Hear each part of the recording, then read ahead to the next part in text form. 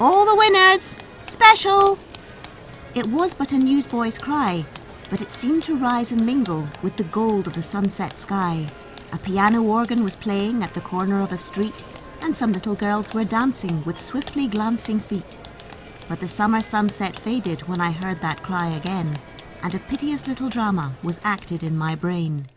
First scene, a blue-eyed schoolboy, playing at marbles now. His mother's pet, you could tell that by the curls on his smooth white brow.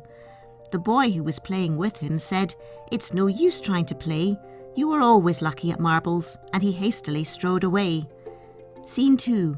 A youth and a maiden stroll slowly down a lane, hand locked in hand like children, singing a sweet refrain. A question asked and answered, her answer you can guess. Her head was on his shoulder, while she softly murmured, "Yes." A young man in a workshop, toiling for very life, earning a home for the maiden he hoped soon to call his wife. Derby Day, a bright morning, and the young man stood alone in the little chamber that had always been his own. He opens the tiny cash box and takes all the money out. Putting it in his pocket, he quickly steps without. But he pauses for a moment at the door of his mother's room. He peeps within. It is empty. He steps in the curtained gloom.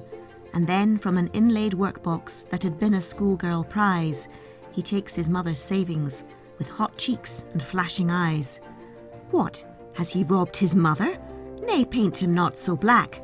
He has only borrowed the money. He'll be sure to pay it back. In a 4-horse brake on a dusty road, he eased his conscience so. I have only taken the money to try and make it grow. The horse he had backed was certain. He'd been told that it could not fail, and at the bare thought of it losing, he shuddered and turned pale. The music, the chaff and banter had no excitement for him.